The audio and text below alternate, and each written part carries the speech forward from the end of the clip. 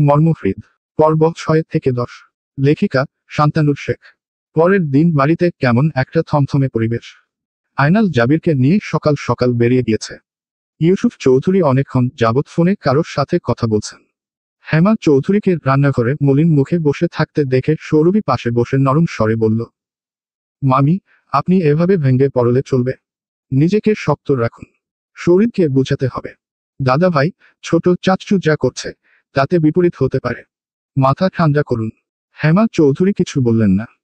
হালকা মাথা নেড়ে চোখের কোণে জমে থাকা জলটুকু শাড়ির আঁচলে মুছে নিজের কাজে মনোযোগ দেন। সারাদিন আয়নাল ও জাবির বাইরে ছিল। ফ্যাক্টরির পরিস্থিতি সামাল দিয়ে শ্রমিকদের খোঁজখবর নিয়ে তারা সন্ধ্যার পর বাড়িতে ফিরল। ইউসুফ চৌধুরী ড্রয়িং রুমে বসে ছিলেন গম্ভীর মুখে। আয়নাল ও জাবির এসে তার সঙ্গে আলোচনায় বসল। প্রাথমিক কথাবার্তার পর আয়নাল বললেন, যেরকম ভয় করেছিলাম, আল্লাহর রহমতে ততটা ক্ষতি হয়নি। তবে কয়েকজন শ্রমিক আহত হয়েছে। সুস্থ হতে কিছুটা সময় লাগবে।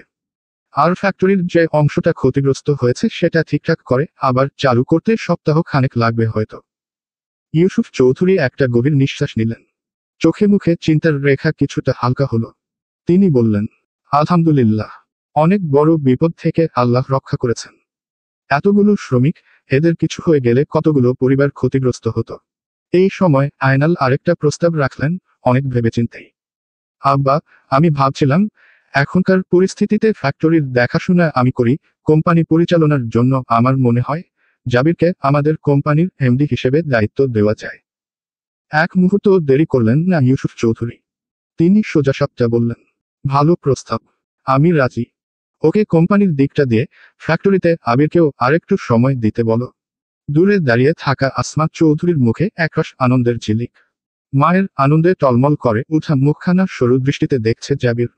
ক্লাস শুরু হতে তখনও মিনিট 15 বাকি। কলেজের বারান্দায় দাঁড়িয়ে রিয়াকে ঘিরে হাসাহাসি, ঠাট্টার ধুম পড়ে গিয়েছে। মর্মশীর বেস্ট ফ্রেন্ড রিয়া কয়েক মিনিট আগেই পেয়েছে একটা লাভ লেটার। প্রেরক তমাল, ক্লাসেরই এক হাবলাতে টাইপের ছেলে। এ নিয়েই বন্ধুদের মাঝে হাসি ঠাট্টার ঢল। কে যেন চিঠিটা হাতে নিয়ে জোরে জোরে পড়ে শোনাচ্ছে। আর বাকিরা হাসি চেপে রাখতে না পেরে হো হো করে উঠছে। রিয়ার কপাল ভাঁজ হয়ে আছে, মুখটা লজ্জা আর বিরক্তির মিশেলে লাল টকটকে। ঠিক তখনই মর্মশী ঝট করে একটা দুষ্টু বুদ্ধি মাথায় হেঁটে বলল, চল, ছেলেটার কাছে যাই। রিয়া যেন শক খেয়ে গেল। বড় বড় চোখ করে মর্মশীর দিকে তাকিয়ে দাঁত কিরমির করে বলল, মাথা খারাপ নাকি তোর? এখন যদি যাই, ও তো ধরে নেবে আমি ওর প্রপোজাল অ্যাকসেপ্ট করেছি। মর্মশী এবার চোখ টিপে একটা মিচকে হাসি দিয়ে বলল, আরে, সিরিয়াসলি নিচ্ছিস কেন? একটু মজা করব, আর কিছু না। চল। রিয়ার মুখে একরাশ দ্বিধা। কিন্তু মর্মশীর একরোখা জেদের সামনে সে বেশিক্ষণ দাঁড়াতে পারল না। চোখ ঘুরিয়ে একটা দীর্ঘশ্বাস ফেলে তার সঙ্গে যেতে রাজি হলো। তারা জন্থির পায়ে হাঁটা শুরু করলো তমালের দিকে, পিছনে বন্ধুরা নিঃশব্দে অনুসরণ করছে। তমাল শান্তশিষ্ট, চুপচাপ, ভদ্র ছেলে। কিছুটা সহজ সরল, তাই সবাই বোকা বলে। বন্ধুরা নানাভাবে মজা করে তাকে নিয়ে। তাতে কিছু আসে যায় না, সে কাউকে প্রতিবাদও করে না। এক কথায়, ঝামেলা পছন্দ করে না। সিঁড়ির রেলিংয়ে হেলান দিয়ে 2-4 বন্ধুর সাথে দাঁড়িয়ে আছে তমাল। মর্মশীকে আসতে দেখে সোজা হয়ে নিজেকে ঠিকঠাক করে দাঁড়িয়ে গেল। আড়ালে দাঁড়িয়ে রিয়া আর অন্যরা চুপি চুপি দেখছে। মর্মশী এসেই হাতে থাকা লেটারটা চোখের সামনে নেড়ে বলতে শুরু করলো, এসব লেটার ফেটার এখন পুরনো হয়ে গেছে। এসব দিয়ে আমার বান্ধবীর মন গলবে না। বোকাশোকা তমাল ঘাবড়ে গেল। তার মুখ শুকিয়ে গেল নিমিষে। মুখ দিয়ে কথা বেরোচ্ছে না। কাপা স্বরে বলল, তাহলে কি করতে হবে তোমার বান্ধবীর জন্য? এই প্রশ্নের অপেক্ষাই করছিল মর্মশী। তমাল কথাটা জিজ্ঞেস করার সাথে সাথে মর্মশী বলল, আগে ওকে ইমপ্রেস করতে হবে। তার তোমাকে আগে পছন্দ হতে হবে, ভালোবাসা তো অনেক পরের বিষয়। তমাল তৎক্ষণাৎ মাথা নেড়ে মর্মশীর সাথে সম্মতি জানালো। নিরীহ ভঙ্গিতে মর্মশীকে প্রশ্ন করল, কি করব আমি? মর্মশী মনে মনে একবার হাসল। এত সহজে পুরো বিষয়টা নিজের নিয়ন্ত্রণে আনতে পারবে ভাবতেই পারেনি। এমনি এমনি সবাই তমাল ব্যাটাকে হাবলা বলে না। মর্মশী গলা ঝেড়ে কিছুটা ভাব নিয়েই বলে, তুমি চাইলে আমি তোমাকে সাহায্য করতে পারি। তবে রিয়া যেরকম মেয়ে, আর ওর ফ্যামিলি যেরকম স্ট্রিক্ট, কতটা কাজে দিবে আমি জানি না। তমাল ভেতরে ভেতরে খুশি হলেও এই মুহূর্তে মর্মশীর সামনে তা প্রকাশ করে না। উৎসুক কণ্ঠে জানতে চাইল, আমাকে কি করতে হবে? তোমার বান্ধবী কিসে খুশি হয়? মানে ওর পছন্দ অপছন্দ কিছু জানি না আমি। কথাগুলো বলার সময় তমাল খানিকটা লজ্জা পাওয়ার ভঙ্গিতে মাথা নিচু করে রাখে। মর্মুষীর মুখে হালকা টান, হাসি চেপে রাখতে তার কষ্ট হচ্ছে। অনেক কষ্টে নিজেকে নিয়ন্ত্রণ করছে, যে কোনো সময় পাগলের মতো হাসতে শুরু করে দিবে। ছোট একটা প্রশ্বাস ছেড়ে বলল, তুমি আগে ওর সাথে বন্ধুত্ব করো, তারপর কি করে ওকে ইমপ্রেস করতে হবে আমি বলে দিব। তমাল রাজি হয়ে যায়, মাথা ঝাঁকিয়ে সম্মতি জানায়। মর্মুষী হাত বাড়িয়ে হাইফাইভ করতে চাইলে সে কয়েক সেকেন্ড পর হাত উঁচু করে। দুই হাতের মাঝখানে একটা চটাস শব্দে বন্ধুত্বের চুক্তি পাকা করে নেয়। সেদিন রাতের পর শরীর আর বাড়ি ফেরেনি। আজ 2 দিন কেটে গেছে। হেমা চৌধুরী ছেলের চিন্তায় একেবারে অস্থির। এই রকম অস্থিরতা তাকে আগেও একবার গ্রাস করেছিল, যেদিন ইব্রাহিম চৌধুরী নিখোঁজ ছিলেন, মৃত্যুর আগের দিন। বুকের ভিতরে বহুদিনের শূন্যতা এখন আরো গাঢ় আর কঠিন হয়ে উঠেছে। বারবার ছেলের নাম্বারে ফোন করছেন তিনি। নাম্বার বন্ধ না, কল ঢুকছে না, কিন্তু শরীর ফোন তুলছে না। একটা অনিশ্চয়তা তাকে ছিঁড়ে খাচ্ছে ভেতর থেকে। রাতকে অনেকবার ফোন দিয়েছেন, রাতও সেরকম কিছু বলে না। শরীর বাড়িতে না থাকায় মর্মুষীর মনে হচ্ছে তার সিম্বা এখন পুরোপুরি নিরাপদ। নির্দ্বিধায় সে ঘুরে বেড়াচ্ছে বাড়ির সব অলিগলি, ঘর বারান্দা, যেখানে খুশি। এরই মাঝে সে কয়েকবার শরীরের ঘরেও ঢুকে গিয়েছিল। দুপুরের খাবার খেয়ে সবাই বিশ্রামে। মর্মুষী আর তমসা তাদের রুটিন অনুযায়ী ছাদে উঠেছে আচার শুকাতে। দোলনায় বসে গল্প করছিল দুজন, হঠাৎ খেয়াল করল সিম্বা পাশে নেই। মর্মুষী বুঝে গেল সে কোথায় যেতে পারে। তমসাকে আচারের দায়িত্বে রেখে সে সোজা নেমে এলো নিচে, শরীরের ঘরে। ফাঁকা ঘরটা নিস্তব্ধ, শুনশান।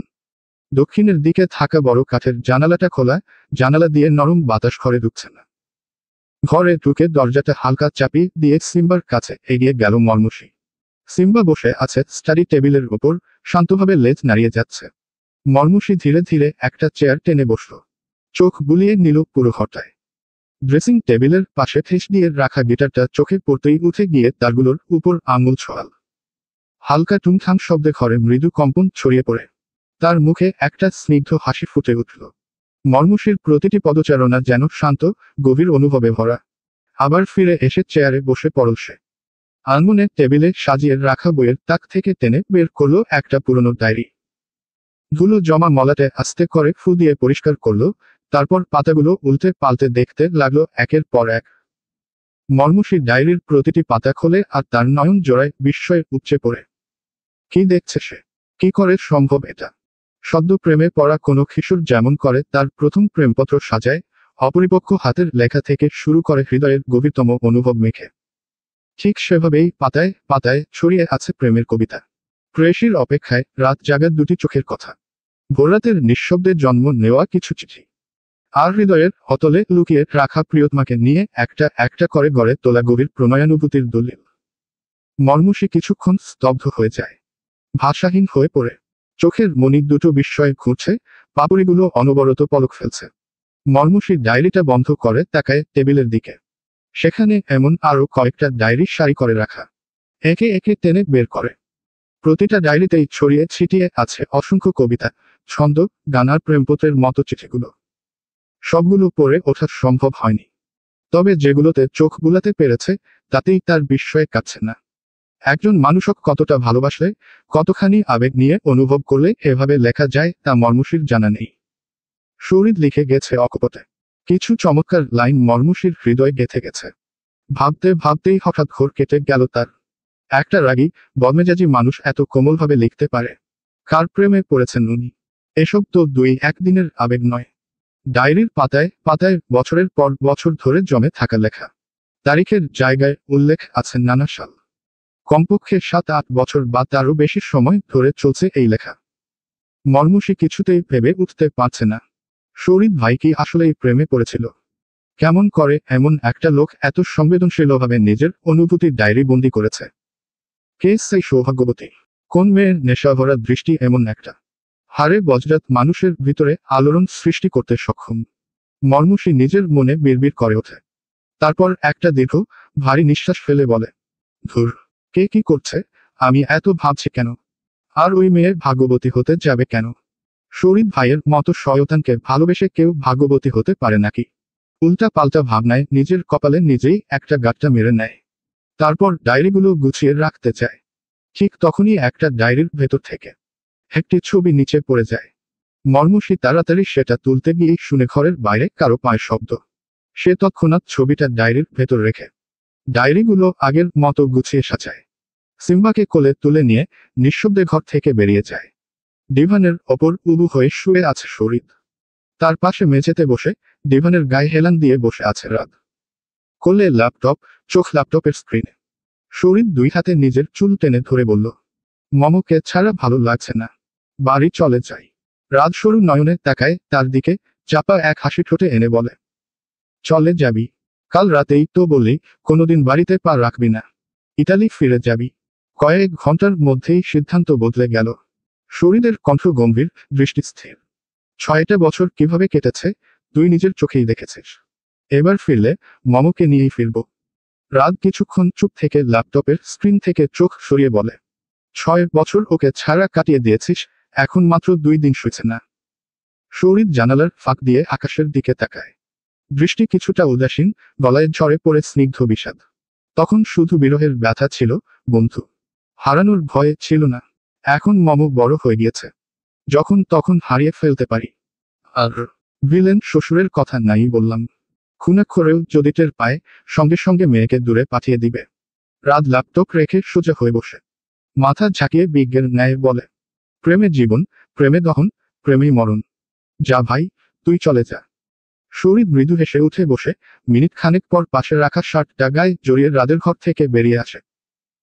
কোমর ছাড়িয়ে পড়া ঘন কালো চুলগুলোতে আলতো হাতে তেল মাখছিল সৌরভী। দৃষ্টি সামনে থাকা বড় আয়নাটার উপর। হঠাৎ শাড়ির ফাঁক দিয়ে কোমরে একটা হাতের স্পর্শ অনুভব করতেই সে চমকে ওঠে। অন্যমনস্কতা কাটিয়ে ফিরে তাকায়। চোখের ওপর ভ্রু দুটো কুঁচকে যায় আর ঠোঁটের কোণে ফুটে ওঠে প্রফুল্লতা। এবার আরেকটা হাত কোমরের অন্য পাশে এসে ঠেকল। কোমল স্পর্শে সৌরভীর শরীর হালকা কেঁপে ওঠে। লজ্জায় মাথাটা নামিয়ে জাবিরের বুকে ছুঁয়ে রাখে। জাবির হাত দিয়ে ঘন কালো চুলে আলতো করে হাত বুলায়। 7 বছরের দাম্পত্য জীবনে সুখের কমতি নেই। হাসি আর আনন্দে ভরপুর ছিল প্রতিটি মুহূর্ত। তবে এত কিছুর মাঝেও সৌরভীর কোলের ফাঁকা জায়গাটা স্পষ্ট ছিল। তা নিয়ে কখনো জাবিরের ভ্রুক্ষেপ ছিল না। স্ত্রীকে অত্যন্ত ভালোবাসে সে। সৌরভীর ভোলাভালা মুখখানা আর ভুবন ভুলানো হাসতেই সে খুন হয় বারবার। তবে সৌরভী বহুবার একটা বাচ্চা দত্তক নিতে চেয়েছে, কিন্তু জাবির রাজি হয়নি, কারণ নিজের রক্ত নয় এমন কারোর সাথে স্ত্রীর ভালোবাসা ভাগ করে নিতে পারবে না সে। সৌরভী ধীরে ধীরে মাথা তুলে জাবিরের চোখে চোখ রাখল। জাবিরের তুলনায় সৌরভী অনেকটা খাটো হওয়ায় জাবির একটু নিচের ঝুঁকে তার কপালে চুমু খেল। সৌরভী চোখ বুজে মিষ্টি হাসি দিয়ে পরক্ষণেই চোখ খুলে তাকায় জাবিরের দিকে। কিছু একটা ভেবে জাবিরের দিকে নরম গলায় আবদার করে বসল, আমার সারাদিন এটা ওটা করে সময় কাটে না, চলো না এবার একটা বাচ্চা দত্তক নিয়ে আসি, প্লিজ প্লিজ প্লিজ। জাবির সৌরভীর এমন আবদার আগেও বহুবার ফিরিয়ে দিয়েছে, কিন্তু আজকাল তার ও মনে হয় সৌরভীকে এভাবে কষ্ট দেয়া ঠিক হচ্ছে না। বেচারি একটা বাচ্চার জন্য কিভাবে ছটফট করে তা আর সহ্য করা যায় না। জাবির হালকা হেসে বলল, ঠিক আছে, খুব শীঘ্রই তোমাকে মা বানিয়ে দিচ্ছি। ছোট পাগলিটাকে দিয়েছি, এবার তোমার পালা। পার্থক্য ওটা বিড়ালের বাচ্চা আর তুমি পাবে মানুষের বাচ্চা। সৌরভীর খিলখিল হাসিতে ঘর ভরে উঠেছে। হাসতে হাসতে বিছানায় বসে গড়াগড়ি খাচ্ছে। হাসি যেন থামতেই চায় না, অনেক কষ্টে নিজেকে কিছুটা সামলে নিয়ে বলল, ভুলেও মর্মুষীর সামনে ওটাকে বিড়ালের বাচ্চা বলো না, ওটা নাকি সিম্বা চৌধুরী, ওর ছেলে। সৌরভী আবারও হাসতে হাসতে গড়াগড়ি খায়। এবার জাবির ও হাসি চেপে রাখতে না পেরে সৌরভীর সাথে সেও হাসতে লাগলো। প্রতিদিনের মতোই হেলে দুলে কলেজের সিঁড়ি ভেঙে উপরে উঠছে মর্মুষী। গন্তব্য 3য় তলার 309 নম্বর শ্রেণীকক্ষ। করিডোর পেরিয়ে ক্লাসরুমে ঢোকার ঠিক আগ মুহূর্তে পেছনে থেকে কারো মুখে নিজের নাম শুনতে পায়। থমকে দাঁড়িয়ে মাথা ঘুরিয়ে তাকাতেই দেখতে পেল তমালকে। হালকা এক চিলতে হাসি মুখে এনে মর্মুষী এগিয়ে গেল তমালের দিকে। তমাল তার স্বভাবসুলভ কোমল ভঙ্গিতে বলল, গুড মর্নিং মর্মুষী, কেমন আছো? মর্মুষী উত্তর দিল, ভালো। রিয়া এসেছে, দেখেছো তাকে? তমাল মাথা চুলকে হালকা হাসি দিয়ে বলল, উহু, আমি তোমার জন্য অপেক্ষা করছিলাম। মর্মুষীর মুখে হাসি লুকানো থাকলেও চোখে খানিকটা দুরন্ত শ্লেষ। গম্ভীরভাবে বলে, ঠিক আছে, চলো ক্লাসে যাই। দুজনেই একসাথে শ্রেণীকক্ষে ঢুকে জানালার পাশের চতুর্থ বেঞ্চে বসে রিয়া ও তার কয়েকজন বান্ধবী গল্পে মেতে ছিল। মর্মুষী আর তমালকে একসাথে ঢুকতে দেখে তাদের চোখ সেদিকেই ঘুরে যায়। মর্মুষী চুপচাপ গিয়ে রিয়ার পাশের বেঞ্চে বসে তমালের দিকে চোখের ইশারা করে কিছু বোঝায়। তমাল খানিকটা সাহস সঞ্চয় করে রিয়ার দিকে ফিরে বলে, কেমন আছো রিয়া? আসলে আমি দুঃখিত, সেদিন যা করেছিলাম সেটা একদমই ঠিক হয়নি। রিয়া একবার বান্ধবীদের দিকে তাকায়, সবার মুখে নীরবতা। সে হালকা মাথা নেড়ে বলে, ইটস ওকে। তমালের মুখে ফুটে ওঠে এক প্রশান্তির হাসি, কৃতজ্ঞতা ঝরছে চোখে। সে গলা একটু নিচু করে জিজ্ঞেস করে, আমরা বন্ধু হতে পারি? রিয়া খানিকটা দ্বিধায় পড়ে চোখ ফেরায় মর্মুষীর দিকে। মর্মুষী চোখে চোখ রেখে নীরব সম্মতির ইঙ্গিত দেয়। রিয়া এবার তমালের দিকে তাকিয়ে আসতে বলে, স্যার। তমালের মুষ্টিবদ্ধ হাতটা বাড়িয়ে দেয় রিয়ার দিকে। রিয়া আবার একবার মর্মুষীর দিকে তাকায়, যেন সে একটা পুতুল যার সুতো মর্মুষীর হাতে। মর্মুষী হালকা মাথা নেড়ে পারমিশন দিলে তবেই রিয়া মুচকি হেসে নিজের হাতটাও মুষ্টিবদ্ধ করে বাড়িয়ে দেয় তমালের দিকে। তমাল ধীরে ধীরে ক্লাস থেকে বেরিয়ে যায়। রিয়ার পাশে বসা বান্ধবীরা মুখ টিপে হাসছে। কেউ কেউ আবার দুষ্টুমি করে রিয়াকে জিজ্ঞেস করছে। তারপর মর্মুষীর দৃঢ় চোখের চাহনিতে মুহূর্তেই সবাই চুপসে যায়। রিয়া উঠে যায়, মর্মুষীর পাশে গিয়ে বসে রাগ আর বিরক্তির সুরে বলে, কি শুরু করেছিস তুই? এসব কি? মর্মুষী তাকে শান্ত করতে বলে, কিছু না বাবা, তুই সবকিছু এমন সিরিয়াসলি নিতে চাস কেন? তোকে বলেছি একটু মজা করব, গাধাটাকে এবার মুরগি বানাবো, আর কিছু না। রিয়া বিরক্তির সুরে বলে, দেখিস বেশি বাড়াবাড়ি হয়ে যায় না যেন। মর্মুষী কথা দেয় সেরকম কিছু হবে না। অন্যদিকে তমালের তো মনে মনে লাড্ডু ফুটেছে। আজ বন্ধুত্ব হয়েছে, হয়তো কাল প্রেম হবে এই ভেবে। দুপুর 2টা। কলেজ ছুটির পর বান্ধবীদের বিদায় জানিয়ে মর্মুষী গেটের সামনে রামু ড্রিভারের জন্য অপেক্ষা করছে। তমসা অসুস্থ থাকায় আজ একাই কলেজে এসেছিল সে। আসলে তাদের একা কলেজে আসতেই ভালো লাগে, কিন্তু দাদাভাইয়ের কঠোর নির্দেশ রামু ফ্রি থাকলে যেন একা বাইরে না বের হয়। যেদিন রামু ব্যস্ত থাকেন সেদিন দুই বোন একাই কলেজে যায়। 5, 10, 15 এভাবে দেখতে দেখতে অর্ধঘণ্টা পেরিয়ে যায়, তবুও রামুর দেখা নেই। এদিকে কলেজের প্রায় সব শিক্ষার্থী ইতিমধ্যেই চলে গেছে। গেটের সামনে দাঁড়িয়ে থাকা ঝালমুড়িওয়ালা, ফুচকাওয়ালা, আইসক্রিমওয়ালারাও একে একে বিদায় নিচ্ছে। মর্মুষী আর অপেক্ষা করে না। মনে মনে ভাবে, রামু কাকা বোধহয় আজ খুব ব্যস্ত, আর আসবে না। সে ধীর পায়ে হাঁটা শুরু করে। কিছুটা পথ হেঁটে আসার পর হঠাৎ কোথা থেকে একটি বাইক মর্মুষীর সামনে এসে দাঁড়ায়, একেবারে পথ রোধ করে। মাথা নিচু করে হাঁটার কারণে প্রথমে তার চোখে পড়ে বাইকের চাকা, তারপর ধীরে ধীরে দৃষ্টি উঠে বাইকের হ্যান্ডেল ধরে থাকা হাত, আর শেষে চোখ আটকে যায় চালকের মুখে, তৌকির। বাসার করিমের ছোট ছেলে। বাইকের পেছনে আরো 2জন অপরিচিত যুবক বসা। মর্মুষী থেমে দাঁড়িয়ে যায়। কিছু বলে না, চোখে মুখে অস্বস্তির ছায়া। তৌকির আর তার সঙ্গীরা বাইক থেকে নেমে দাঁড়ায়। তৌকির ঠোঁটে চওড়া এক হাসি টেনে বলে, কি খবর মর্মুষী চৌধুরী? ভালো আছেন? বাড়ির সবাই ভালো? মর্মুষীর থেকে বেশ কিছুটা দূরত্বে দাঁড়িয়ে থাকা সত্ত্বেও তৌকিরের শরীর থেকে ভেসে আসা এক ধরনের তীব্র, অদ্ভুত গন্ধ স্পষ্টভাবে টের পাচ্ছে মর্মুষী। এক ধরনের বিষাক্ত ঘোরের মতো। মাদকাসক্ত ছেলেদের শরীর থেকে এমন গন্ধ খুব একটা অস্বাভাবিক নয়। তৌকিরও বুঝতে পারে মর্মুষী একটু পিছিয়ে দাঁড়িয়েছে। চোখে মুখে তার ঘৃণা চাপা থাকলেও মুখে কেন শব্দ করে না। তৌকির এবার ঠান্ডা ভঙ্গিতে মর্মুষীর দিকে এক পা এগোয়। কণ্ঠে কৃত্রিম বিনয়ের মোট জড়ানো এক ক্রূরতা মিশিয়ে বলে, কিছু জিজ্ঞেস করেছিলাম, উত্তর দেবেন না? অহংকারটা কিসে? রূপে নাকি বাপ দাদার সম্পত্তিতে? মর্মুষী এবারও কিছু বলে না। ঠোঁট চেপে নীরবে দাঁড়িয়ে থাকে। তার মনে হচ্ছে যেন রাস্তায় কয়েকটা কুকুর পথ আগলে দাঁড়িয়ে আছে, চোখ লাল লালসে জিভ ঝুলিয়ে কেউ কেউ করে যাচ্ছে। এদের প্রশ্নের উত্তর দেওয়া মানে নিজেকেও কুকুরের সঙ্গে কেউ কেউয়ে মিশিয়ে ফেলা। সেই অপমান মর্মুষীর ধাতেই নেই। তৌকির মিচকে হাসি দিয়ে আবার জিজ্ঞেস করে, আপনাদের বাড়ির সিংহ নাকি বাড়ি ছেড়ে পালিয়েছে শুনলাম, সত্য? মর্মুষী তখনও নিশ্চুপ। মুখ শক্ত, চোখ অন্যদিকে, ঘৃণা, বিরক্তি আর অসম্মানের এক অদৃশ্য দেয়াল তুলে দাঁড়িয়ে আছে সে। তৌকির আর বেশি কথা বাড়ায় না। ঠোঁটে চাপা এক হাসি টেনে সোজাসাপটা বলে ওঠে, ড্রাইভার আসেনি তাই না? সমস্যা নেই, বাইকে বসুন, আপনাকে বাড়ি পর্যন্ত পৌঁছে দিই। মর্মুষীর গা খিনখিন করতে থাকে, যেন শরীর জুড়ে অসহ্য এক অস্বস্তি নামিয়ে বসেছে। চোখ মুখ আরো শক্ত করে কিছু না বলে সে নির্দ্বিধায় উল্টো পথে হাঁটতে শুরু করে। তৌকির এবার আর নিজেকে সামলাতে পারে না। এতক্ষণ ধরে উপেক্ষিত হওয়ার গ্লানি, অপমান আর ক্ষোভ মিলে ওর ভেতরে আগুন জ্বলে ওঠে। মাথা গরম করে লম্বা লম্বা পা ফেলে মর্মুষীর পেছনে ছুটে যায়।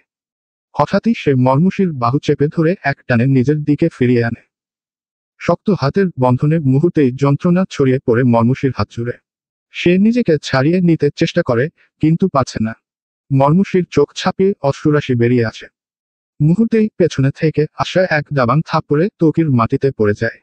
মর্মুষী চমকে ওঠে। সামনের শরীরকে দেখতে পেয়ে সে কিছুটা দূরে সরে দাঁড়ায়। সঙ্গে সঙ্গে তৌকিরের সাথে ছেলেরা শরীরের উপর ঝাঁপিয়ে পড়ে।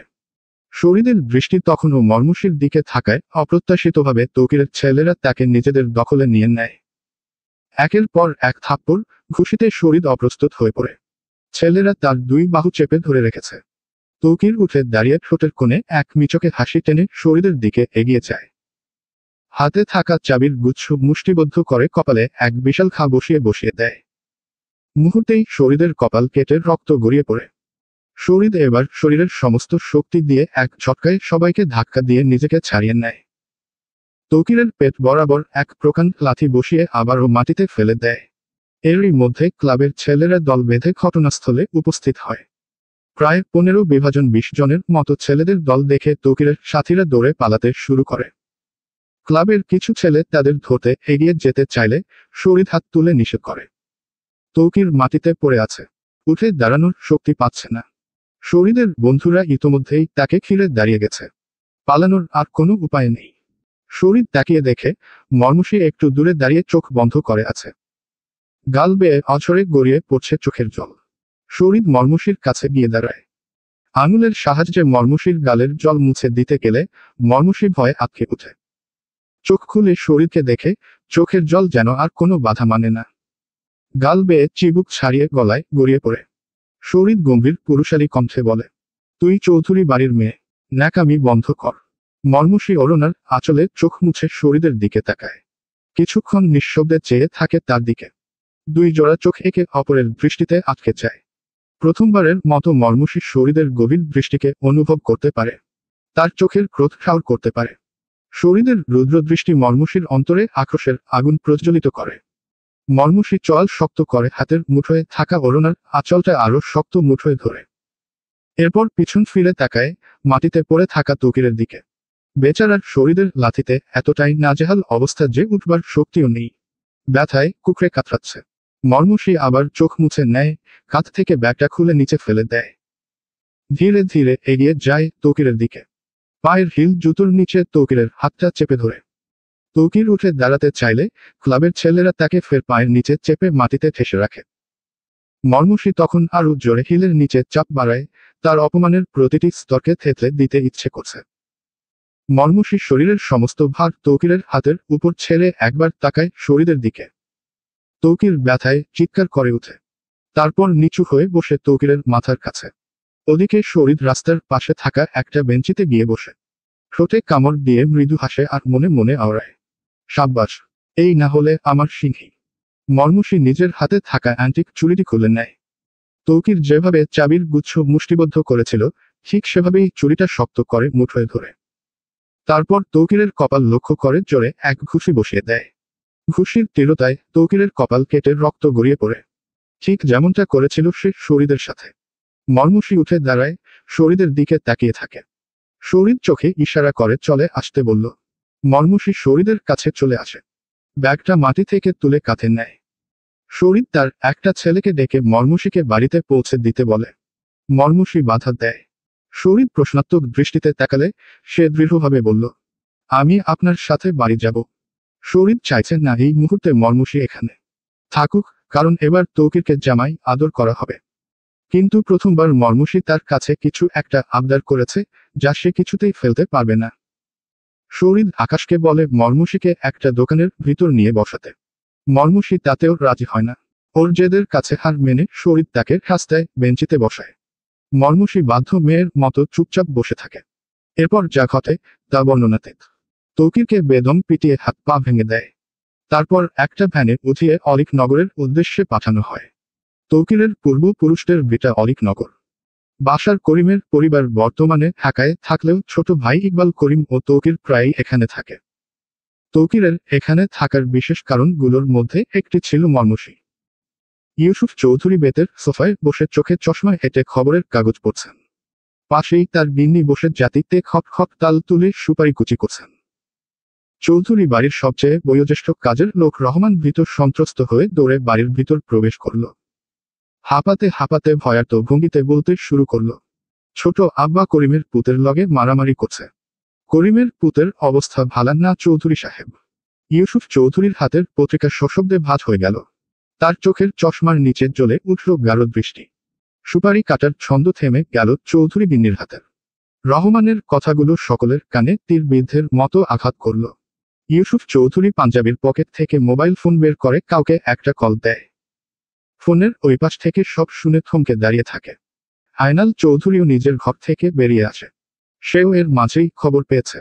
রক্তমাখা শরীর নিয়ে শরীরের প্রত্যাবর্তন, নয়ন জোড়ায় আক্রোশ জ্বলজ্বল করছে। শার্টের উপরের দুটো বোতাম খোলা, হাতাহাতিতে খুলে গেছে। ফর্সা শরীরে বিন্দু বিন্দু রক্ত কণিকা বিজয়ের হাসিতে যেন চিকচিক করছে। দানবীয় দেহটা ইউসুফ চৌধুরীর সামনে এসে দাঁড়িয়ে গেল। বাম হাতে মর্মসীর এক হাত চেপে ধরে রেখেছে। মর্মসী চিবুক নিচে নামিয়ে মূর্তির ন্যায় দাঁড়িয়ে আছে। শরীর ঠোঁট প্রসারিত করে তাচ্ছিল্যের সুরে বলতে লাগল, ইউসুফ চৌধুরীর নাতির গায়ে অলিক নগরের বেজন্মা কুকুরের হাত পড়ে। ছি! ইউসুফ চৌধুরী নিশ্চুপ। টলটলে চোখে তাকিয়ে দেখছে শুধু শরীর আর মর্মসীকে। হেমা, আসমা, সৌরভী সবাই ছুটে আসে। অসুস্থ শরীর নিয়ে তমসাও আস্তে আস্তে উঠে আসে। শরীর এবার আয়নাল চৌধুরীর দিকে এগিয়ে গিয়ে বলে, বাসার করিমের ছেলেকে কেন বাঁচিয়ে রেখেছি জানেন? যতবার আপনার মেয়ের গায়ে হাত দিবে ততবার আপনি আমার গুরুত্ব বুঝবেন। আয়নাল চৌধুরী কর্কশ কণ্ঠে চেঁচায়, শহীদ! শরীর হাত উঠিয়ে ইশারা করল। আস্তে চাচু, আওয়াজ নিচে। আপনার বজ্র কণ্ঠ মেয়েকে নিরাপত্তা দিতে পারেনি। আপনার এই মুহূর্তে লজ্জা পাওয়া উচিত। আয়নাল চৌধুরী কিছু বলতে পারেন না, মেয়ের দিকে তাকিয়ে আছেন, চোখ দুটো ছলছল করছে। দিনের প্রহর শেষ হয়ে সন্ধ্যা নেমেছে। দূরে মসজিদ থেকে আজানের ধ্বনি ভেসে এলো। শরীর রক্তাক্ত শার্ট খুলে মেঝেতে ছুঁড়ে ফেলে খাটের উপর শরীর ছড়িয়ে শুয়ে পড়ল। শরীরের বিভিন্ন স্থানে আঘাতের চিহ্ন কালচে বর্ণ ধারণ করতে শুরু করেছে। কপালের কাটা অংশের রক্ত জমাট বেঁধে গেছে। Hema Chowdhury first aid box হাতে শরীরের কক্ষে প্রবেশ করলেন। শরীর হেমা চৌধুরীকে দেখা মাত্রই হুঙ্কার দিয়ে উঠল, চলে যাও, কিচ্ছু লাগবে না আমার। ছেলের এরূপ আচরণে অবাক হলেন না হেমা চৌধুরী। শরীরের এই আচরণে এখন বাড়ির সবাই অভ্যস্ত হতে শুরু করেছে। কাউকেই পরোয়া করে না। ভয়ের বিন্দুমাত্র দেখা যায় না তার মাঝে। হাতে থাকা বাক্সটা বিছানায় রেখে হেমা চৌধুরী হতাশ ভঙ্গিতে কক্ষ ত্যাগ করলেন। গুটি গুটি পায়ে দরজা পেরিয়ে মর্মসীর ঘরের ভেতর ঢুকল দিনু। বাড়ির কাজের মেয়ে হামিদার 4.5 বছরের ছেলে দিনু। দেখতে মাশাআল্লাহ। হেমা চৌধুরী নিজের নাতির মতো আদর করেন ছেলেটাকে। বাড়িতে ছোট বাচ্চা না থাকায় সবার কাছে খুব আদর পায় বাচ্চাটি। মর্মসীর কানের কাছে গিয়ে দিনু ফিসফিস করে বলতে আরম্ভ করল, সুরিদ মামা বলেছে তোমাকে, যাও। দিনুর আধো আধো বলি অধিকাংশ ক্ষেত্রেই বাড়ির লোকজন বুঝতে পারে না। তবে তমসা আর মর্মসীর সাথেই তার দিনের বেশিরভাগ সময় কাটে বলে দিনুর সব কথা দুজনে বুঝতে পারে। মর্মসী সিম্বাকে নিয়ে শরীরের ঘরে ঢুকে। সে বিছানায় বালিশের উপর উবু হয়ে শুয়ে আছে। মর্মসীর পায়ে নুপুরের ধ্বনি শুনতে পেয়ে শরীর মাথা তুলে তাকায়। মর্মসীকে এক পলক দেখে ব্যথার তীব্রতায় আবারও বালিশে মাথা ছেড়ে দেয়। মর্মসী ঘরে ঢুকেই সিম্বাকে ড্রেসিং টেবিলের উপর রাখে। সিম্বার সাথে সাথে টেবিল থেকে বেড সাইড টেবিল পেরিয়ে বিছানায় চলে যায় শরীরের কাছে। লেজ নেড়ে গুটিসুটি হয়ে শুয়ে যায়। মর্মসী নিচু স্বরে বলে, ধন্যবাদ। শরীর ধীরে ধীরে উঠে বসে মর্মসীকে জিজ্ঞেস করে, তৌকিরের আগেও ডিস্টার্ব করেছে তোকে? মাঝে মাঝে আসতো কলেজের সামনে, রাস্তার মোড়ে দেখেছি কয়েকবার। সামনে আসেনি কখনো, কিন্তু আজ। শরীর একটা দীর্ঘ নিঃশ্বাস ফেলে। সিম্বা বেশ কয়েকবার ম্যাও ম্যাও শব্দ করে আবার চুপচাপ শুয়ে থাকে। শরীর সিম্বার দিকে তাকিয়ে গম্ভীর হয়ে বলে, এটাকে নিয়ে যা এখন, আমার বিছানায় পটি করে দিবে। মর্মসী মুহূর্তেই রেগে যায়, সিম্বাকে কোলে তুলে নিয়ে গাল ফুলিয়ে চলে যেতে ধরে। দরজার কাছাকাছি এসে কি ভেবে আবার ফিরে যায়। সিম্বাকে রেখে বিছানায় পরে থাকা ফার্স্ট এইড বক্স খুলে ওষুধ, তুলো, ব্যান্ডেজ, কাপড় বের করে। শরীরের পাশে বসে তার ক্ষতস্থানগুলোতে ওষুধ লাগাতে থাকে। শরীর বাধা দেয় না। মর্মসীর শীতল স্পর্শে শরীরের গম্ভীরতা ধীরে ধীরে লোপ পেতে থাকে। হৃদয় শান্ত হয়, চোখে ক্লান্তির ছায়া হালকা হয়। মনে মনে ভাবে, ঠিক এখানেই তার ভয়। মর্মুষী নামটাই তার সকল দুর্বলতার কারণ। মর্মুষীর সামনে হেলেই শরীরের হিংস্রতা বরফের মতো গলতে শুরু করে। সেই ভয়ে সে মর্মুষীর থেকে দূরে থাকে, কথা বলতে চায় না। এ পৃথিবী যেন না টের পায় তার দুর্বলতা। টের পেলে হয়তো তাকে ঘায়েল করা শত্রুপক্ষের কাছে সহজতর হয়ে উঠবে। অন্যদিকে তমসা আর শরীরকে নিজের ভাই বোনের মতোই মনে করে মর্মুষী। জন্মের পর মাকে হারিয়ে হেমা চৌধুরীর কোলে বেড়ে উঠেছে সে। শরীর আর তমসাকে মায়ের কোল ছেড়ে দিয়ে তাকে জায়গা দিতে দেখেছে সে। বাবার ব্যস্ততা, সংসারের প্রতি উদাসীনতা বাবার প্রতি অনীহাবোধ এনে দিয়েছে তাকে। চৌধুরী বাড়ির ব্যবসা, দ্বন্দ্ব, প্রতিহিংসা দেখে দেখে কঠোর বাস্তবতার সবটুকুই জানা হয়ে গেছে তার। শরীরের কপালের কাটা অংশে ব্যান্ডেজ বাঁধা শেষ করে উঠে যায় মর্মুষী। শরীর সহসা মর্মুষীর হাত ধরে এক টানে নিজের কাছাকাছি নিয়ে আসে। মর্মুষী তাল সামলাতে না পেরে পড়ে যায় শরীরের ওপর, তার উন্মুক্ত বাহুতে খামচে ধরে। মর্মুষীর তপ্ত নিঃশ্বাস অনুভব করতেই শরীরের ভেতরে তোলপাড় শুরু হয়ে যায়। তার চোখ মর্মুষীর কাজল রাঙা চোখে নিবন্ধ। মর্মুষী কিছুটা অস্বস্তি বোধ করে, এলোমেলো দৃষ্টি ফেলছে। শরীর নিজের মধ্যে নেই। নইলে বাঘিনীর হাত টেনে ধরলে এর পরবর্তী থাবা সামলে উঠার ক্ষমতা যার নেই, সে এরকম একটা কাজ সগানে করতে যাবে কেন? মর্মুষীর সঙ্গে সঙ্গে চিৎকার দিয়ে বলে, ছাড়ুন বলছি। অসভ্য লোক একটা। নিজের চরিত্রের ঠিক নেই। উনি আবার আরেক চরিত্রহীনকে পিটিয়ে এসেছেন। মর্মুষী শরীরকে পিছনের দিকে একটা ধাক্কা দিয়ে ছিটকে সরে আসে। রাগে ফুঁসতে ফুঁসতে সিম্বাকে নিয়ে ঘর থেকে বের হয়ে যায়। শরীর মর্মুষীর ধাক্কায় বিছানায় পড়ে যায়। সে ওই অবস্থায় মর্মুষীর চলে যাওয়া দেখে আর ঠোঁট শুরু করে একফালি হাসি টেনে মনে মনে বলে, কি সাংঘাতিক মেয়ে। আয়নাল চৌধুরী ও ইউসুফ চৌধুরী ড্রয়িং রুমে পাশাপাশি বসে আছেন। ঘরের পরিবেশ থমথমে। দুপুরের ঘটনার পর থেকে ইউসুফ চৌধুরী একেবারে স্তব্ধ। কারোর সঙ্গে একটা শব্দও বলেননি। চোয়ালে চাপা রাগ, চোখে গাঢ় চিন্তার ছায়া। সৌরভী চায়ের ট্রে হাতে ঘরে ঢুকে নরম পায়ে এগিয়ে এসে চুপচাপ দুজনের সামনে চা রেখে চলে যায়। কয়েক মুহূর্তের নিস্তব্ধতা ভেঙে আয়নাল চৌধুরী হঠাৎ নিঃশ্বাস ফেলে বলেন, মর্মুষীর মায়ের মৃত্যুর পর মেয়েটাকে তুলে দিয়েছিলাম ভাবির হাতে। ভাবি নিজের ছেলে মেয়েদের কথা ভুলে ওকে আগলে রেখেছেন। আজও ভাবির কাছে আমার মেয়েটা ওনার নিজের ছেলে মেয়ের চেয়েও বেশি গুরুত্ব পায়। মেয়েটা কবে যে এত বড় হয়ে গেল টেরই পাইনি। নিজের ব্যবসা, অফিস, কাজকর্ম নিয়ে এত ব্যস্ত হয়ে যায়। আমার একটা মেয়ে আছে, সেটাও ভুলে যাই। সে সারাদিন কি করে, কখন খায়, কোথায় যায় কিছুই খেয়াল রাখতে পারি না।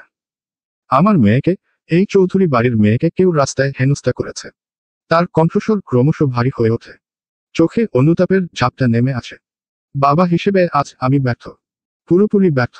ইউসুফ চৌধুরী গলা ঝেড়ে একটু থেমে বলেন, আমি ওদের কখনো একা পাঠাই না কলেজে। তুমি জানো, আজ রামুর একটু দরকারি কাজ ছিল বলে ও যেতে পারেনি। এরকম একটা ঘটনা ঘটবে কল্পনাতেও আসেনি। এই বাড়ির মেয়ের গায়ে হাত দিতে কেউ সাহস করে কিভাবে? তবে বাসার করিম, ওকে শায়েস্তা করার মতো কোনো পথ খুঁজে পাচ্ছি না। সবসময় ধোয়ার মতো উবে যায়। আয়নাল চৌধুরী দাঁত চেপে রাগান্বিত সুরে বললেন, শরীর ছেলেটাকে ওভাবে না মারলে এই সুযোগে বাসার করিমকে আইনের ফাঁদে ফেলা যেত। ওর মতো গভীর জলের মাছকে তো আর সহজে ধরা যায় না। ইউসুফ চৌধুরী তৎক্ষণাৎ সোজা হয়ে বসে প্রতিবাদ করলেন, শরীরের জায়গায় আজ যদি অন্য কেউ থাকতো, তারাও তাই করত। নিজের বাড়ির ইজ্জত কেউ রাস্তায় ভেসে যেতে দেখে চুপচাপ বসে থাকতে পারে না। তুমি বারবার ছেলেটাকে দোষ দেওয়া বন্ধ করো আয়নাল। সে যা করেছে তাতে আমি গর্বিত। আয়নাল কিছু বলে না, চা শেষ করে উঠে যায়। আয়নাল বেরিয়ে গেলে হেমা চৌধুরী আসেন। ইউসুফ চৌধুরীর সামনে এসে বলেন, বাবা, কাল থেকে আমি মেয়েদের কলেজে দিয়ে আসব। ইউসুফ চৌধুরী বৌমাকে আশ্বস্ত করে বলেন, তার প্রয়োজন নেই মা, শরীর আছে তো। যেদিন রামু থাকবেন না সেদিন শরীর নিয়ে যাবে ওদের। তুমি চিন্তা করো না। হেমা চৌধুরী মাথা নাড়িয়ে চলে যায়। এরপর ইউসুফ চৌধুরীর ফোনে একটা কল আসলে উনি কথা বলায় ব্যস্ত হয়েছেন।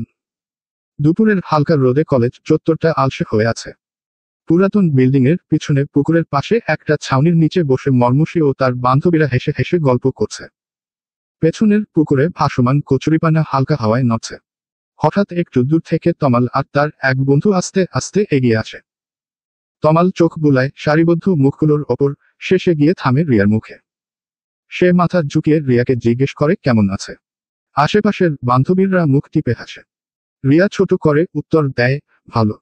পাশে বসা বান্ধবীদের থেকে কেউ একজন বলে, আমরাও ভালো। এবার কয়েকজন জোরে জোরে হাসতে শুরু করে। তমাল বুঝতে পারে রিয়ার বান্ধবীরা মজা করছে। মর্মুষী ওদের পাশের বেঞ্চিতে বসতে বললে তমালরা বসে। তমাল গলা ঝেড়ে জিজ্ঞেস করে, সামনের সপ্তাহে শিক্ষা সফরে যাচ্ছ তোমরা? মর্মুষী ঠান্ডা গলায় উত্তর দেয়, ওরা যাচ্ছে। আমার বাড়ি থেকে পারমিশন নেই। সেদিন যা হলো, এরপর তো আর দিবেই না। মর্মুষীর কথা শেষ হতেই রিয়া বলে ওঠে, মর্মুষীকে ছাড়া আমি যাব না। বাকিরা যা খুশি করো, আমাকে কেউ জোর করো না প্লিজ। মর্মুষী ছোট্ট একটা হাসি দিয়ে তমালকে জিজ্ঞেস করে, তমাল, তোমরা যাচ্ছ তো? তমাল খানিকটা চিন্তায় পড়ে যায়, এই মুহূর্তে কি বলবে। রিয়া না গেলে তারও যাওয়ার ইচ্ছা নেই, সেটা কিভাবে বলবে। এখন যদি বলে সে যাচ্ছে না, মেয়েরা হাসাহাসি শুরু করবে না তো। তমাল কিছু না বলে চুপচাপ বসে থাকে। পাশ থেকে তার বন্ধু বলে ওঠে, হ্যাঁ, আমরা তো যাচ্ছি সবাই। তমাল বন্ধুর দিকে একবার তাকায়, কিছু বলে না। চাইলেও এখন আর না করতে পারে না। খানিকক্ষণ আমতা আমতা করে তমাল বলে, তোমরা ফুচকা খাবে? নিয়ে আসবো। মর্মুষী রিয়ার দিকে একবার দুবার তাকায়।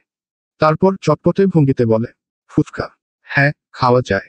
কিন্তু রিয়ার তো ভেলপুরি বেশি পছন্দ, ঝাল বেশি করে, সাথে টক। রিয়া এবার চোখ বড় বড় করে তাকায় মর্মুষীর দিকে। প্রচন্ড রাগ হয় তার।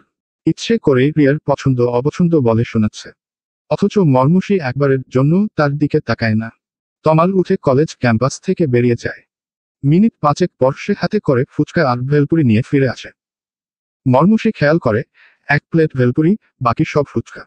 তমাল ভেলপুরির প্লেটটা রিয়ার দিকে এগিয়ে দেয়। রিয়া চুপচাপ সেটি নেয়। ফুচকা খেতে খেতে সবাই গল্প করতে থাকে।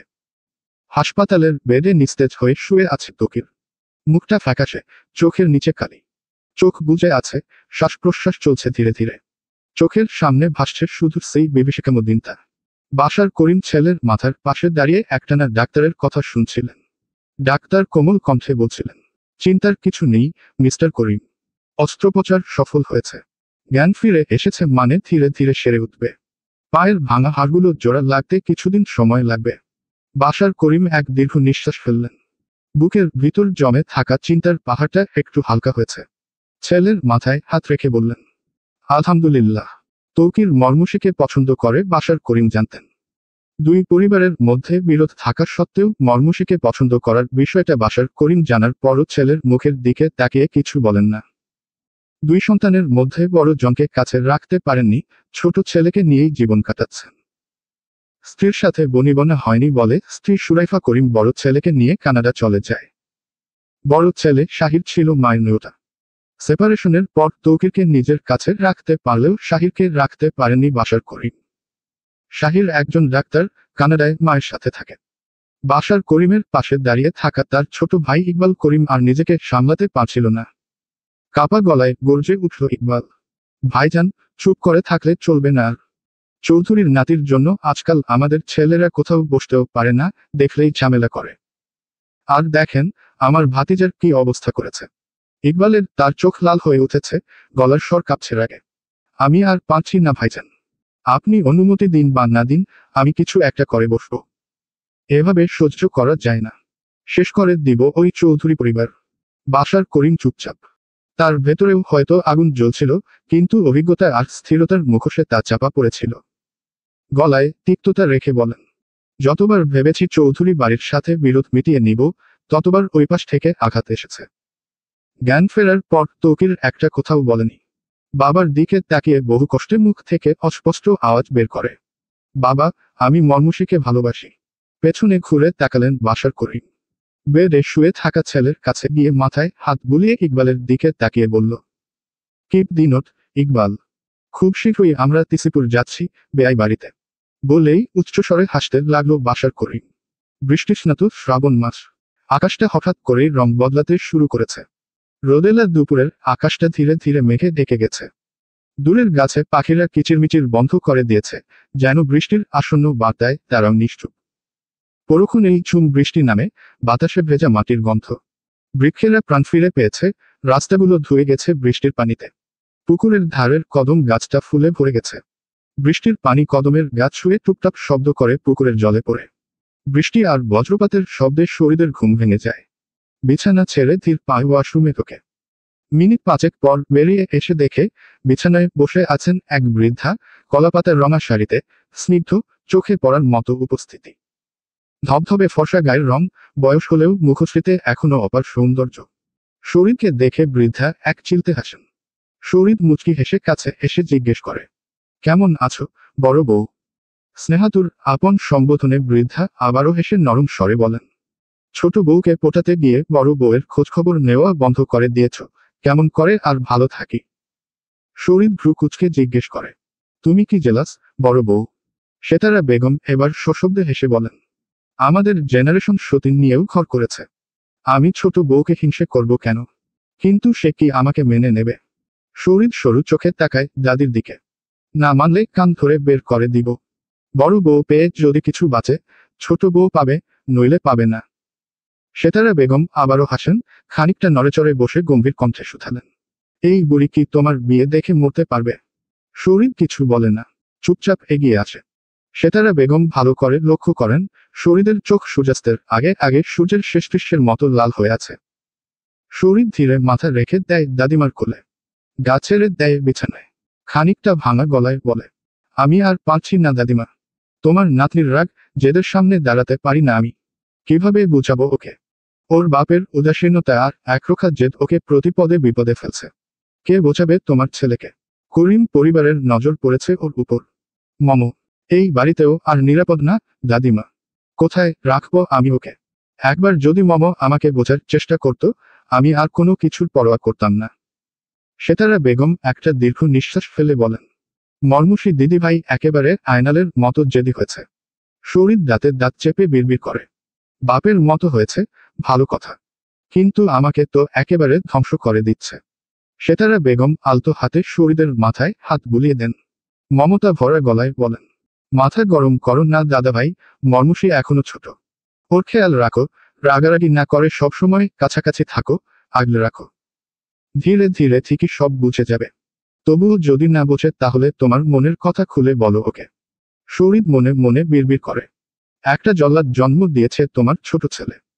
সামনে গেলেই হৃৎস্পন্দন বেড়ে যায়, কলিজা শুকিয়ে আসে, হাত পায়ে কাঁপন ধরে। আসমা চৌধুরীর ছোট ছেলে আবিরের বাইক থামে একটি লেডিস হোস্টেলের সামনে। বাইক থেকে নেমে ফোন বের করে একটা নাম্বার ডায়াল করে কল দেয়। ফোনের অপর পাশ থেকে কিছু একটা শুনে কল কেটে দেয়। তারপর হোস্টেলের সামনে দাঁড়িয়ে অপেক্ষা করতে থাকে। কিছুক্ষণ পর 3 পিস পরিহিত একটি মেয়েকে সিঁড়ি বেয়ে নিচে নামতে দেখা যায়। হালকা পাতলা গরম, শ্যামবর্ণ, চতুর্ভঙ্গিমা।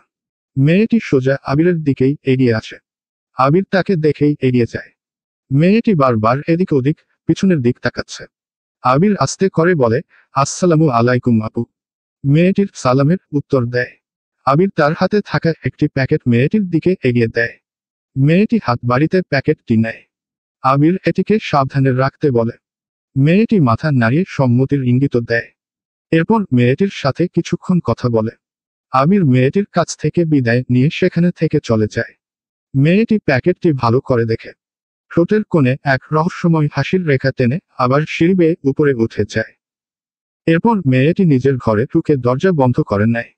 প্যাকেটটি ধীরে ধীরে খুলে তার ভিতর থেকে কিছু কাগজ বের করে। কাগজগুলো মনোযোগ দিয়ে পড়া শেষ করে নিজের মনে কিছু একটা ভাবে। এরপর কাগজগুলো আবার প্যাকেটের ভিতর ঢুকিয়ে সেটাকে আলমারিতে তালাবদ্ধ করে রেখে দেয়। চৌধুরী মহলে আজ সকাল থেকেই একটা উৎসবমুখর গন্ধ ভাসছে। রান্নাঘরে চুলার ধোঁয়া আর নারকেলের সুগন্ধ মিলেমিশে এক দারুণ গৃহস্থালী ঝলক। তমসাকে পাত্রপক্ষ দেখতে আসবে। অন্যদিকে তমসা ঘরের কোণে বসে মাথায় নানা রকম বিদ্যুতের দুষ্টু বুদ্ধি এঁটে চলেছে, কিভাবে পাত্রপক্ষকে ভাগিয়ে দেয়া যায়। সে কিছুতেই এখন বিয়ে করবে না। তার সঙ্গ দিচ্ছে ক্রাইম পার্টনার, বাড়ির ছোট বাদর, মর্মুষী চৌধুরী। হেমা চৌধুরীর চোখে মুখে চিন্তার ভাঁজ স্পষ্ট। ইউসুফ চৌধুরীর ঘরে এসে অনুমতি নিয়ে ভিতরে ঢুকেন। গলার আওয়াজ নিচে নামিয়ে বলেন, এত তাড়াতাড়ি মেয়েটার বিয়ে দিতে চাইনি বাবা। শরীরের বাবার অনেক শখ ছিল একমাত্র মেয়েকে পড়াশোনা করাবে। উনাদের সাথে ওর পড়াশোনার বিষয়টা ক্লিয়ার করে নিবেন বাবা। ইউসুফ চৌধুরী মাথা ঝাঁকিয়ে বলেন, আমি জানি বৌমা, উনারা আমার পূর্ব পরিচিত। ভালো বংশের ছেলে, বিদেশে থাকে, দেশে খুব একটা আসে না। আমি বলেছি, এবার দেখে যাক তমসা দিদিকে। বিয়ে কয়েক বছর পরে দিব। এখন দেখলেই তো বিয়ে হয়ে যাচ্ছে না। তুমি চিন্তা করো না। ইউসুফ চৌধুরীর কথায় হেমা চৌধুরী চিন্তামুক্ত হলেন। তিনি আবার রান্নাঘরের দিকটা দেখতে চান। উত্তপ্ত দুপুর সূর্য ঠিক মাথার উপর। চৌধুরী মহলের সামনের পথে ধীরগতিতে থামে একটা গা চকচকে গাড়ি। পাত্রপক্ষের গাড়ি। তমসাকে সাজিয়ে নিয়ে আসা হলো পাত্রপক্ষের সামনে। আসার সময় তমসা ইচ্ছে করে খুঁড়িয়ে খুঁড়িয়ে হাঁটতে লাগলো। হেমা চৌধুরী মেয়ের ফন্দি বুঝতে পেরে পেছনে থেকে পিঠে এক গুঁতো দিলেন। অমনি তমসা সুন্দর করে হাঁটা শুরু করলো। পাত্রপক্ষের সাথে ইউসুফ চৌধুরী খুশগল্পে মেতে উঠলেন। মধ্যাহ্নের খাবারের সময় হয়ে গিয়েছে। সবাই খেতে বসেছে। তমসা ইচ্ছে করে সকলের সামনে বাম হাতে খেতে শুরু করলো। তা দেখে দাদিমা ধমকের সুরে বলে উঠলেন, তমসা দিদি, কি হচ্ছে? ডান হাতে খেতে পারছো না? তখন পাত্রের বাবা শান্ত স্বরে বলেন, আহা, ঠিক আছে খালাম্মা, ছোট মানুষ, উত্তেজিত হবেন না। তুমি ডান হাতে খাও মা তমসার উদ্দেশ্যে বললেন। তমসা হালকা চোখ খুঁড়িয়ে ভেতরে ভেতরে থমকে গেল। এই লোকগুলোকে বড়ই ধৈর্যশীল, মার্জিত, কায়দা শুদ্ধ। ইস, কোনো কিছুতেই যেন কাজ হচ্ছে না। এর চেয়ে আরো শক্ত, জোরালো অঘটন ঘটাতে হবে। তমসা বিড়বিড় করতে লাগলো। খাওয়া শেষ করে সবাই বিশ্রাম নিচ্ছে। তখন তমসা আর মর্মুষী হিন্দি সিরিয়ালের কাকিমাদের মতো গভীর ষড়যন্ত্রের পরিকল্পনায় ব্যস্ত। মর্মুষী, শোন, মাজিদা খালাকে দিয়ে পাত্রকে ডেকে নিয়ে আসবো। সে গিয়ে বলবে, দাদা ভাই বলেছে উনি চাইলে তোর সাথে আলাদা কথা বলতে পারে। আর উনি আসার সাথে সাথে তুই নাটক শুরু করবি। যা যা বলেছি মনে থাকবে তো? তমসা, হ্যাঁ হ্যাঁ, লোকটার সামনে আবার হেসে না দিলেই হয়। মাজিদা খালা মর্মুষীর কথা মতো মেহমানদের ঘরে গেল। বড় সাহেব আপনারে বলছে তমসা আম্মার লগে আলাদা কথা বলতে। আমার লগে আসেন, তমসা আম্মার ঘরটা দেখা দিতেছে। খুশিতে গদগদ হয়ে পাত্র ছুটল তমসার সাথে কথা বলতে। এমনিতে তার তমসাকে বেশ পছন্দ হয়েছে। চৌধুরী বাড়ির মেয়েগুলো সব অপরূপ সুন্দরী, একবার দেখলে চোখ ফেরানো দেয়। ঘরের বাইরে কারো পায়ের আওয়াজ শুনতে পেয়ে তমসা আর মর্মুষী ধরে নিল পাত্র আসছে। ব্যাস, তাদের অভিনয় শুরু হয়ে গেল। তমসা নাটকীয় ভঙ্গিতে কান্না করতে করতে বলল, তুই তো জানিস মর্মুষী, আমার সেই ছোটবেলা থেকেই মফিজের সাথে মন দেয়া নেয়া হয়ে গিয়েছে। আমাদের গোপন প্রেমের কথা আকাশ, বাতাস, পানি, গাছের পাতা সবাই জানে। জানেন না শুধু এই চৌধুরী বাড়ির লোকজন। মফিজকে ছাড়া অন্য কাউকে বিয়ে করা আমার পক্ষে সম্ভব না। কাঁদিস না বোন, কি করবি বল? মফিজের মতো গরিব ছেলেকে বিয়ে করার চেয়ে একেই বিয়ে করে নেয়। তমসার সাথে চোখাচোখি হতেই মর্মুষী টের পেল সে নিজের লেখা স্ক্রিপ্ট নিজেই ভুল করেছে। পরক্ষণেই শুধরে নিল। কাঁদিস না বোন, তুই মফিজকেই বিয়ে করবি, দরকার হলে আমি তোকে পালিয়ে যেতে সাহায্য করব।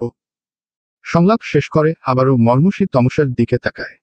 তমসা ভূত দেখার মতো থম মেরে তাকিয়ে আছে দরজার দিকে। দরজার বাইরে শরীর দাঁড়িয়ে আছে। মর্মুষী দুই হাত দিয়ে নিজের মুখ চেপে ধরেছে। তমসা মর্মুষী দুজনের কেউই বুঝে উঠতে পারছেন না এরকম পরিস্থিতিতে ভয় পাবে নাকি লজ্জা পাবে। পর মুহূর্তেই শরীরের শক্ত কণ্ঠ ভেসে এলো, আমার ঘর কে গুছিয়েছে? বাইকের চাবি কোথায়? টেবিলের দ্বিতীয় ড্রয়ারে, ছোট করে উত্তর দিল মর্মুষী। শরীরের অনুপস্থিতিতে তার ঘরে হেমা চৌধুরী আর মর্মুষী ছাড়া কেউ প্রবেশ করে না। হেমা চৌধুরীকে না পেয়ে মর্মুষীর কাছে জানতে এসেছে সে। মর্মুষী মূলত লুকিয়ে লুকিয়ে ঢুকেছিল শরীরের ঘরে তার ডায়েরির লেখাগুলো পড়তে। ঘরটা এলোমেলো দেখে সে গুছিয়ে দিয়ে এসেছিল। শরীর এক মুহূর্ত না দাঁড়িয়ে লম্বা লম্বা পদক্ষেপে চলে গেল। দুজনই স্বস্তির নিঃশ্বাস নিল। গাধারামটা কোথায়? আসেনি কেন? কি জানি, মাজিদা খালাকে তো বললাম নিয়ে আসতে, ধুর, প্ল্যানটাই মাটি। ড্রয়িং রুমে সেতারা বেগম আর ইউসুফ চৌধুরী চিন্তিত বদনে বসে কিছু একটা নিয়ে নিচু স্বরে আলোচনা করছেন। পাত্র পছন্দ হয়নি সেতারা বেগমের। তিনি ইউসুফ চৌধুরীর কোনো কথা শুনতে চান না। পাত্রের কথাবার্তা, চালচলনে সেতারা বেগম সন্তুষ্ট নন। তিনি ইউসুফ চৌধুরীর সাথে বাকবিতর্ক করছেন। আর কেউ একজন আড়ি পেতে তাদের কথা শুনছে। চলবে।